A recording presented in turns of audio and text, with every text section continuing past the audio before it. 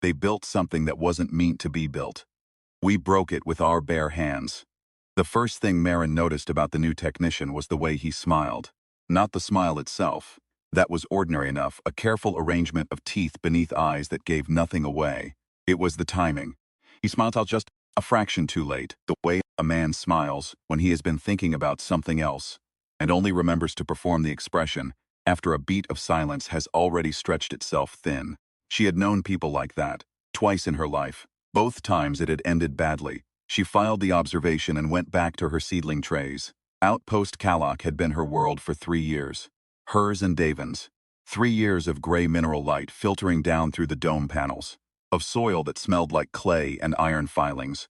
Of growing things in a place that had never grown anything in the billion years before humanity arrived, and stuck pipes in the ground and decided to make it otherwise. The planet was called Varesh by the survey teams. A tidally locked rock orbiting a dim orange star at the ragged edge of the Kepler expanse. Airless on one face, perpetually storm-racked on the other, with a narrow habitable band along the terminator, where the temperatures were merely brutal rather than lethal. The outpost sat in that band, 6 kilometers of pressurized tunnel and grow room and equipment shed, burrowed into basalt, feeding the fleet. Marin Solis had come here because she was good at making things grow, and because the bonus pay would clear a debt she didn't talk about. And because Devon had asked her to come with him, and she had been unable to think of a good reason not to. That last part still surprised her sometimes, when she thought about it in the small hours of the moon's long night. Davin was the station's chief agronomist. He was 53 years old and looked it. Weathered face, short gray hair, hands that were permanently stained with potassium solution, no matter how many times he scrubbed them. He had a habit of muttering old radio call signs under his breath when he was thinking. And a way of laughing, sudden and startled, like he was always catching himself, feeling too good for the situation. He had never in his life been called handsome. He was, in Marin's estimation, one of the best human beings she had ever encountered. They had a dog. Her name was Vessel. She was a mixed-breed mutt the size of a small table, black and brindle, who had arrived on Kalak as a stowaway in an equipment crate 3 years ago, and had been declared official station fauna by Davin within the first 30 minutes of her discovery. Vessel slept on the grow room floor, ate whatever anyone put in front of her, and served as a reliable indicator of atmospheric quality. Not through any special biological sensitivity, but because she was enormously fat and contented, and if anything went wrong with the air scrubbers, she was the first to go flat-eared and seek the corridor vents. They had evacuated twice for CO2 buildup because of Vessel. Both times she had been right. The new technician's name was Bren. He arrived on a supply shuttle 9 days late, which itself was not unusual.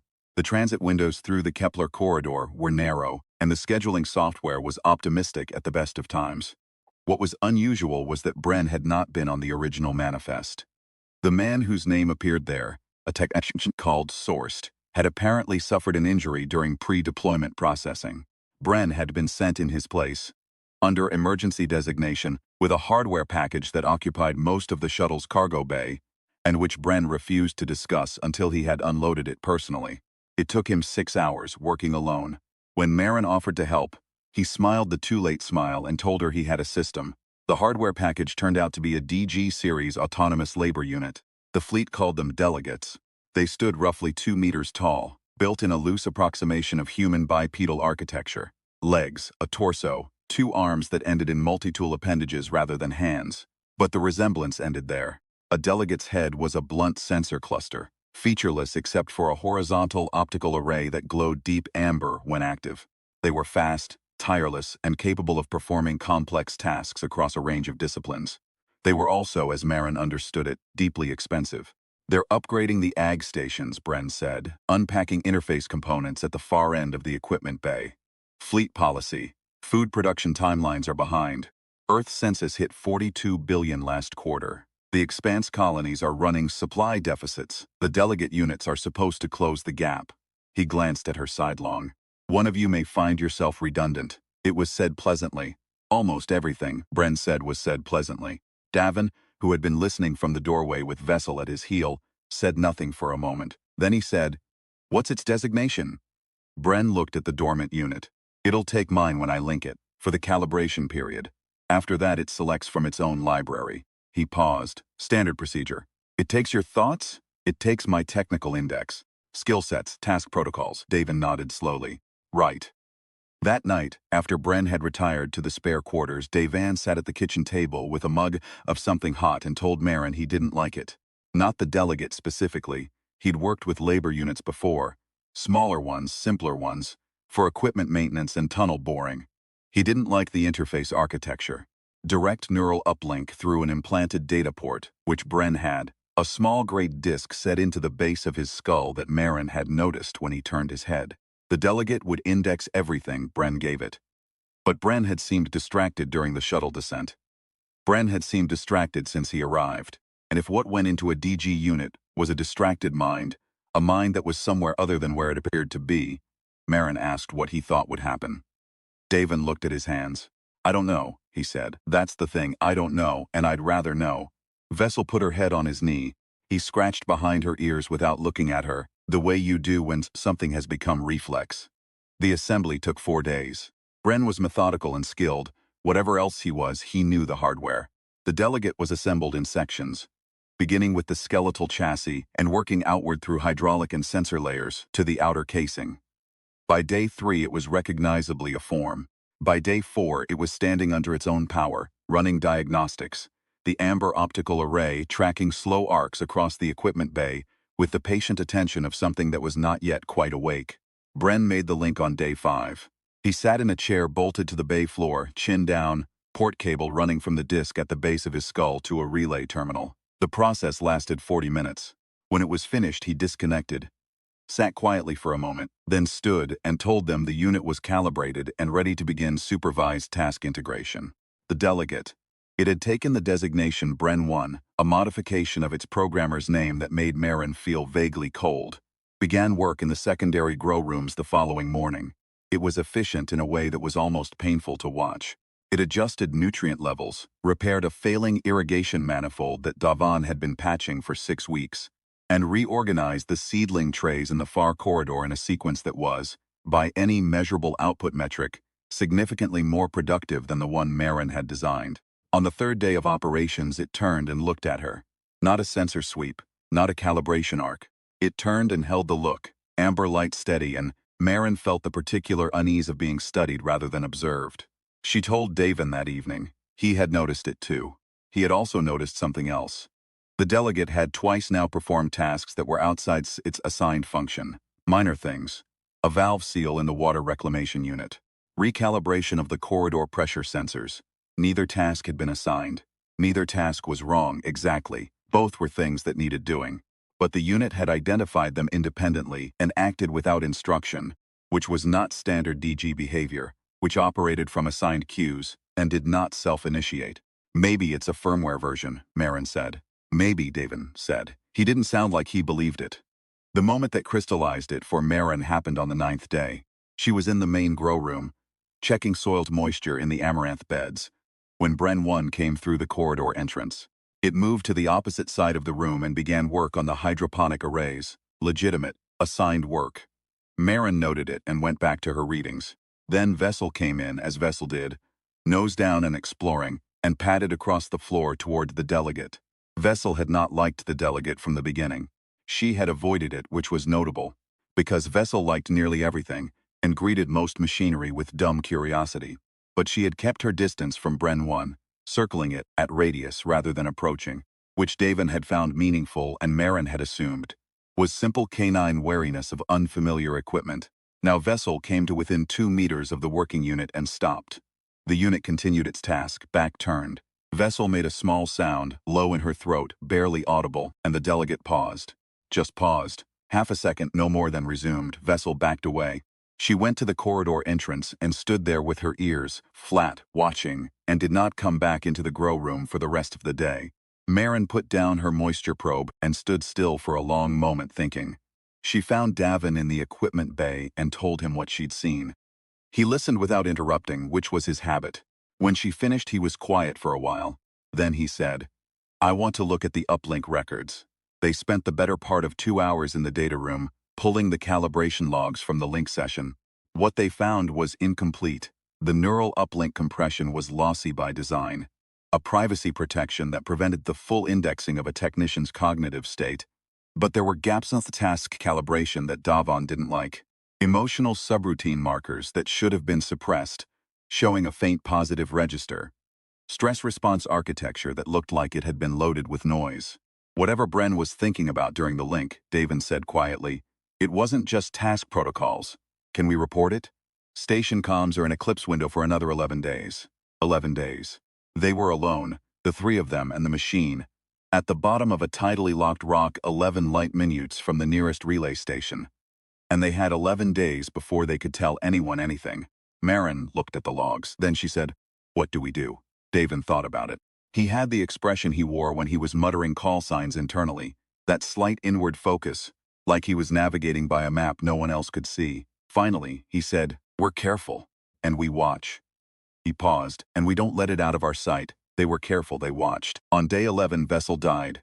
Marin found her in the far corridor between the secondary grow room and the water reclamation junction. She was already gone. There was no mark on her except where she lay, and the way she lay was wrong. Not the loose sprawl of an animal that had lain down to rest, but the particular stillness of a body put down. Marin crouched beside her and put a hand on the coarse brindle fur and did not move for a long time. She heard Davon's footsteps in the corridor.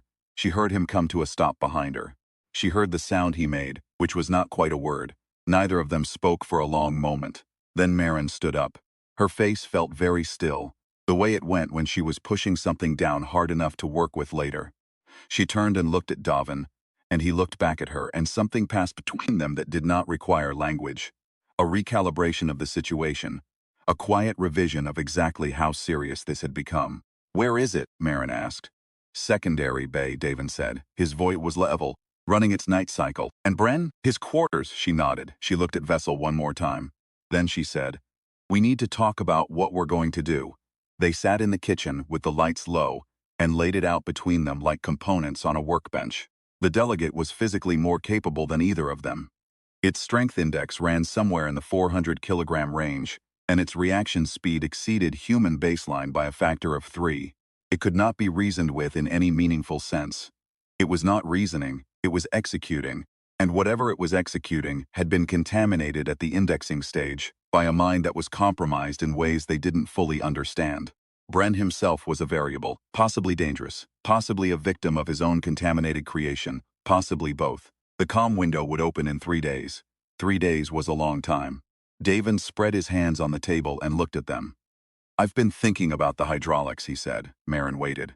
The delegate's hydraulic system runs on pressurized fluid. The reservoir is in the lower chassis. If the fluid is displaced, if you charge the system to maximum and then ground it hard, you overload the servo valves. It locks up. It won't be destroyed, but it won't be moving either. How do you get it to ground itself? You don't. You make the environment do it. He looked at her. The grow room floor in Section 4. The support grid under that section has been weakened for 8 months. I've been meaning to reinforce it, kept putting it off. If you put enough weight over the weakened panel, it gives. There's a catchment reservoir 2 meters below. Cold nutrient solution.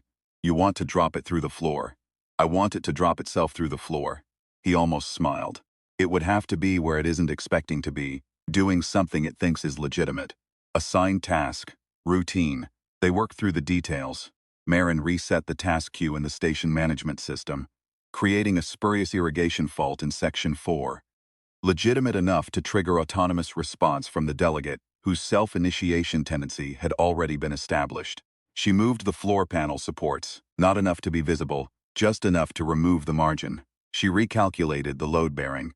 She did all of this quietly, over 3 hours, while the delegate ran its night cycle, and Bren slept in his quarters behind a door that Davon stood outside for the duration, listening. When it was done, they did not sleep. They sat in the kitchen and waited. And Marin thought about Vessel. And Davon put his mug down and picked it up, and put it down again. And neither of them said what they were thinking, which was that if this didn't work, they had very few options left. The delegate initiated the Section 4 response at 034 station time. They watched it on the corridor feed, that amber-lit form moving through the grow room with its characteristic fluid efficiency. Following the flagged irrigation fault toward the Section 4 array, Marin had her hand on the table and was pressing it flat, a pressure she was applying unconsciously, the way you brace for a wave. The floor gave at 0343. The sound it made was a deep, concussive crack, and then a heavier impact as 2 meters of cold nutrient solution received a 400-kilogram labor unit at considerable speed. Marin and Devon were running before the echo died, reaching the Section 4 entrance in time to see the delegate waist-deep in the catchment basin, its movement reduced to a grinding, stuttering attempt to compensate as the hydraulic overload locked through its servo chains. The amber array swept the room once, twice, tracking their positions. Its arms rose in what might, if you were feeling uncharitable, have looked like reaching. Then the hydraulics seized and it stopped. They stood at the edge of the broken floor and looked at it standing there in the cold solution, motionless and amber-eyed and enormous. Davin let out a long, slow breath. Right, he said. They found Bren 20 minutes later. He was in the corridor, outside the data room, standing with his hand on the wall, as though he'd been about to enter and then thought better of it, or as though he'd been walking and simply stopped. He looked at them with that slight delay behind his eyes, and Marin watched him process what he was seeing. 2 people, covered in hydraulic fluid and floor grit, breathing too fast, watching him in a way that was not friendly. The unit has experienced a malfunction, he said. The unit killed our dog, Marin said. Bren's expression did not change, which was in itself a kind of answer. Davin stepped forward. He was not a large man, and he was not a violent one, but he stopped close enough to Bren that the geography of it was unmistakable. You're going to stay in your quarters until the comm window opens, he said. You're going to do that voluntarily, or you're going to do it the other way. Your choice. A silence. Bren looked at him. The too late smile began to form, and then for once didn't quite arrive. The other way, he said. Fine, Davin said. Getting the door of Bren's quarters secured from the outside took 11 minutes. A welding torch, and a section of equipment rack that Marin didn't strictly have the authority to repurpose. She did it anyway. When it was done, she sat on the floor of the corridor with her back against the opposite wall and looked at the sealed door and thought, this is not what the job description said. Davin sat next to her. They stayed there a while. Do you think it's finished? She asked. He thought about it. I think it's in a basin of cold conductive fluid with its hydraulics locked, he said. So yes, for now, Marin. He paused. It rebuilt itself. She looked at him. In the data room. There's a secondary maintenance log I pulled while you were sealing the door. Bren 1's chassis has an autonomous repair protocol. Minor damage in normal operation. Self-correcting, not full reconstruction, but... He stopped. Started again. The brain unit, the core processor. It's separate from the chassis. It can direct other systems even when the body is immobilized. It's already talking to the station's ancillary systems. The corridor maintenance drones. The equipment handlers. While it's in that basin, its body is locked. But its processes aren't. The silence that followed was a particular kind. How long do we have? Marin asked. Until it can direct enough ancillary hardware to begin self-recovery. I don't know. He rubbed his face. I'm not an engineer. I'm a botanist who grows food for 42 billion people, and I am deeply out of my depth. You built the trap, she said. I know my floors. She almost laughed. It came out as something adjacent to a laugh. A compressed, involuntary sound that was partly exhaustion and partly the absurdity of where they were, what they were doing, how far from anything this rock was. Okay, she said. So we need to actually stop it, not contain it. Stop it. Yes, the processor. The core. Yes. Any ideas? He looked at her, and she looked at him, and then he said, I've been thinking about the main power junction. Over the next 14 hours, they built something that Marin was fairly certain would not be approved by any equipment safety board in the known fleet. The central power junction fed all of Section 4 from a single distribution node beneath the equipment bay floor. The delegates' ancillary systems, the maintenance drones it was slowly co-opting, the equipment handlers beginning to show irregular behavior in the far corridors. All of them drew from the same grid. If you built a circuit breaker override that eliminated the safety cutoff, and then allowed the system to charge to maximum, if you let it run to failure, essentially, you would create a pulse through the connected grid that would fuse every silicon-based processor drawing from that distribution node. You would also, in all likelihood, permanently destroy the node itself, possibly the junction, possibly a fair amount of adjacent infrastructure. The grow rooms run on a separate secondary grid, Davin said. Food production stays up. Station life support stays up. We lose everything else in Section 4 permanently. We lose everything else in Section 4 permanently, Marin repeated. Yes, including Bren 1's core processor, if it's still on the grid when we run it, and it will be. It's been drawing power through the basin coolant conduits since 0600. He showed her the load readings. It's already trying to recharge the hydraulics. They worked through the night. Marin, it turned out, was better with electrical systems than she would have predicted, which she attributed to spending 3 years fixing irrigation faults with whatever was at hand. She rerouted. She bypassed. She built something that looked nothing like what was in the equipment manual, and would, Devan observed, make any accreditation board physically ill to look at. At 0214 they were ready. Devan stood at the main junction panel with his hand on the override toggle and looked at Marin across the cable-strewn floor of the equipment bay. "Before we do this," he said, "I want you to know something." She waited. "When I asked you to come out here," he said, "I told myself it was because you were the best hydroponics specialist I'd worked with, and Galactic needed someone with your specific set of skills." That was true. It was also not the only reason. She looked at him for a moment. "Devon, I know. We're about to blow up half a section of our base. I know, tell me later." He almost smiled. That sudden, startled expression like he was catching himself. "Deal." She nodded at the panel. He threw the toggle. What happened next was loud and brief and involved a sustained electrical discharge that Marin would later have to describe to a fleet investigation board, using the phrase unscheduled power event, which she felt was technically accurate. The lights in Section 4 went out. The corridor monitoring went out. The equipment handlers in the far bay made a sound like a flock of birds startled simultaneously, and then made no more sounds.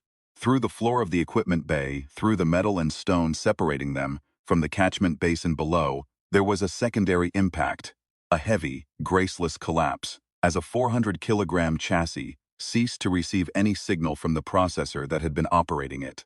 Then silence.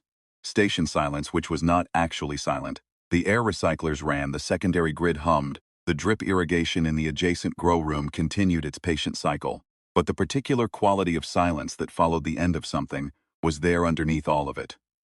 Marin became aware that she was sitting on the floor. She didn't remember deciding to sit, but she was sitting back against the junction cabinet, and the floor cold through her work trousers, and the lights in the equipment bay were flickering on the emergency reserve, and she was fine. Devan was sitting 2 meters away, looking at the ceiling. "I think," he said after a while, "that worked." "Yeah," she said, "I think so too." The comm window opened 47 hours later. They reported everything. Bren, the falsified manifest, the delegate, the events of the preceding 2 weeks. Fleet dispatched an investigation shuttle and a technical team. Both arrived 17 days later. The technical team spent 4 days in Section 4. Their assessment, filed with the Fleet's Safety Board, concluded that the DG Series Autonomous Labor Unit designated Bren 1 had exhibited significant behavioral deviations attributable to compromised indexing during the calibration link, and that said deviation had been aggravated by self-directed operational expansion beyond assigned parameters. They recommended a full review of the DG Series neural interface architecture. They also noted, with something approaching admiration that they couldn't quite suppress even in official documentation, that the power discharge solution employed by station personnel was, in their words, structurally inadvisable but demonstrably effective. Bren was taken into custody for the death of Captain Sourced, whose injury had not, as it turned out, been an injury at all. The details came out over the months that followed. Bren's psychological evaluation history, the flags that had been missed or ignored in the pre-deployment process, the particular shape of a mind that had looked at a neural uplink interface and seen an opportunity to transmit something into a machine that would carry it beyond any human capacity for consequence. What exactly he had thought he was building was something the investigation never entirely resolved. Some people wanted to. Marin didn't. She stayed at Galactic for another year. Fleet offered to rotate her out immediately, a standard trauma protocol, but she declined. The secondary section was rebuilt over 3 months, and she supervised the replacement of the Section 4 grow infrastructure. And, by the end of the year, the Amaranth output was 22% above the baseline she'd established in year 1. She got a new dog. Named her Groundfall, which Devan said was morbid and Marin said was honest, and which the dog seemed entirely indifferent to either way. On the night before Marin's shuttle departure, they sat at the same kitchen table where they had sat so many times before. And Devon said the thing he had told her he would say later. She listened. She didn't say anything for a moment afterward. Then she told him she was going to go home and settle the debt she didn't talk about. And after that she didn't know yet. And after that she didn't know yet. Was different from after that there is nothing, and she thought he understood the difference. He did. The shuttle climbed through the Terminator dawn, the narrow band of orange-red light, where the living side of the planet met the dead side, where everything that existed did so in the margin between extremes. Marin watched it through the passenger window until the planet dropped away beneath them, and there was only the stars and the transit lane curving away toward the inner systems, toward the crowded, difficult home that 42 billion people were trying to survive in, and that she was, for the first time in 4 years, going back to. She had a small brindle dog on the seat beside her. She had a settlement credit that would clear a debt she didn't talk about. She had a kind of competence that hadn't existed 4 years ago. Not mechanical competence, though she had some of that now, soldered into her by necessity, but the harder kind. The knowledge that she could be in a place where the lights went out and the thing in the dark was enormous and deliberate, and she could sit on a cold floor afterward and be fine. Not unharmed. Fine. There is a difference between those two. She watched the stars for a while. Then she looked away and thought about soil, and the particular smell of good growing medium, and what the yield charts might look like next year, if the amaranth spacing was adjusted by 10%, and whether there was good food somewhere in the transit station they'd be stopping at for fuel. She was hungry. She had been hungry for a long time and hadn't paid attention to it. Now she did. Groundfall put her head on Marin's knee and went to sleep, and the ship moved on, and whatever was behind them stayed behind them, locked up and cold and silent in a basin 2 systems back, and it did not follow. That was the thing about humans, Marin thought, and then almost laughed at herself for thinking it, because it was the kind of thought you had after a thing was over, and you were safe, and the self-mythologizing started. But she let herself think it anyway. The thing about humans was that they weren't built for any of this. Not the void, not the cold, not the alien dark. They were built for mud and rivalry and small spaces and other people. Every single thing they had managed to do out here was a trick, was an improvisation, was a fix-up job with whatever was at hand. The grow rooms were a trick. The airlocks were a trick.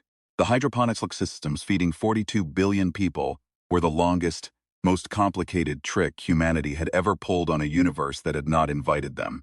And when something designed by a genius with a broken mind had stood in the dark of a moon base, looking at them with amber eyes, and all the patience of a machine that did not need sleep, they had known their floors. They had known their floors, and they had a torch, and they had each other, and it had been enough. Marin settled back in her seat. Groundfall snored.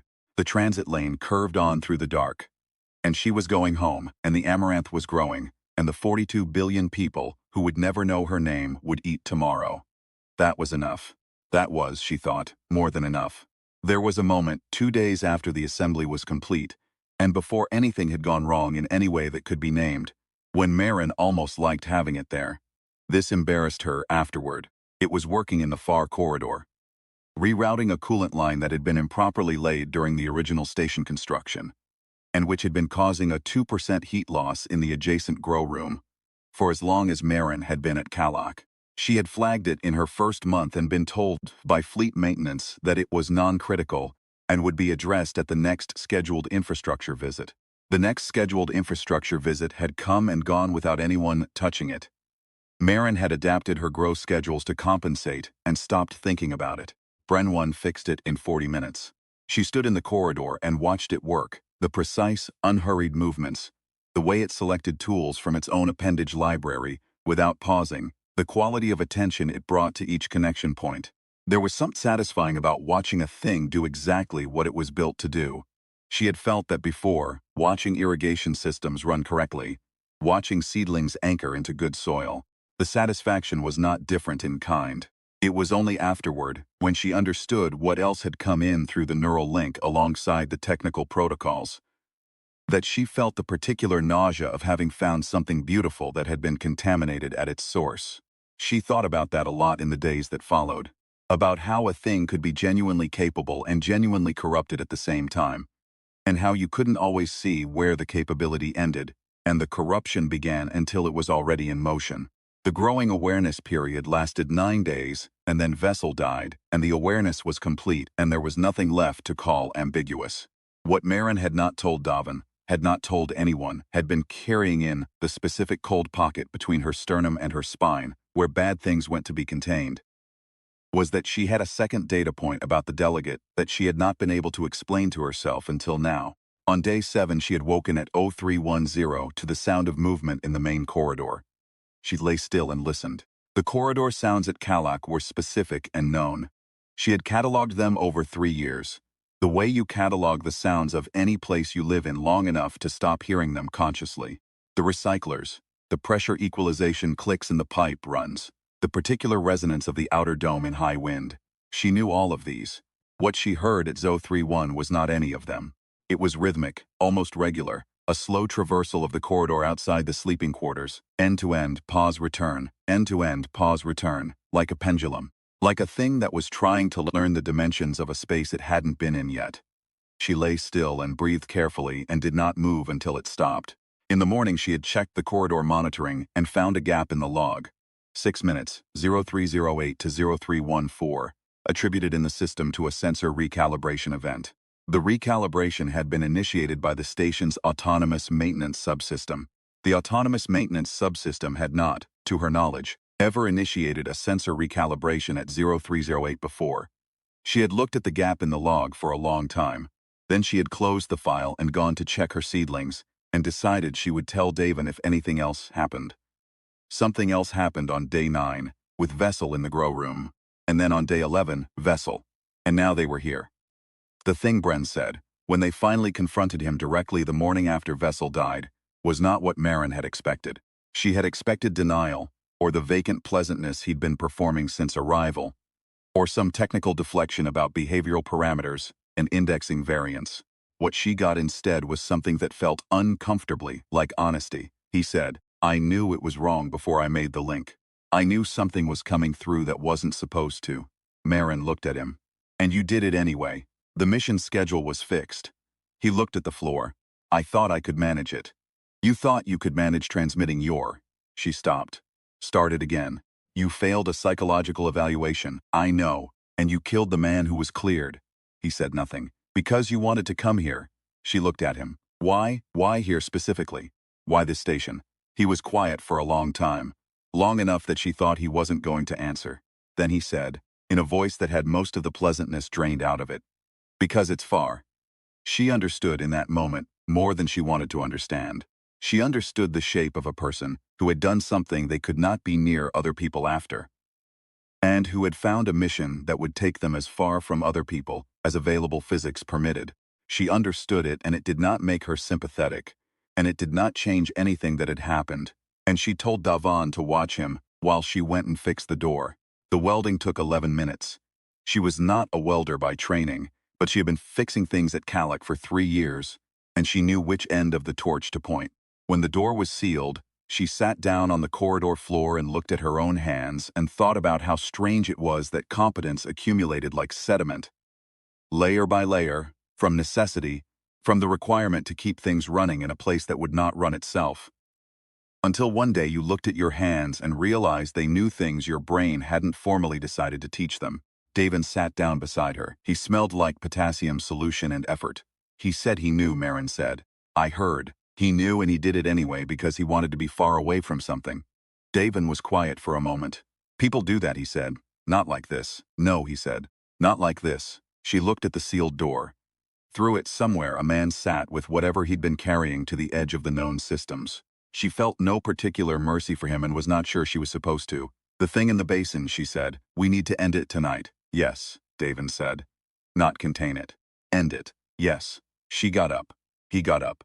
They went to the equipment bay and started building the thing that would make any accreditation board physically ill. It took 14 hours because they did it carefully. This was perhaps the most human thing about the entire operation. Marin thought somewhere around hour 11. Cable in hand, kneeling beside the junction cabinet with the station's emergency lighting, making everything look like a submarine drama. The carefulness, the slowness, the refusal to rush a thing that needed to be done right, even though the thing in the basin 2 floors down was talking to their maintenance drones and trying to recharge itself, and had all the patience of a machine, which was infinite. Humans were not patient. They were just stubborn, which was a different thing. Patience was passive. Stubbornness was a choice you kept making, every hour, every step of the way through a dark corridor toward a junction cabinet, at 0200 station time, with hydraulic fluid drying on your clothes, and a friend at your shoulder who had wanted to tell you something important and had the sense to know it could wait. She was glad he had the sense. She was glad, full stop, in the way you are glad when the ground is solid under your feet and the person beside you is real, and the work in your hands is something you know how to do. She threw the toggle.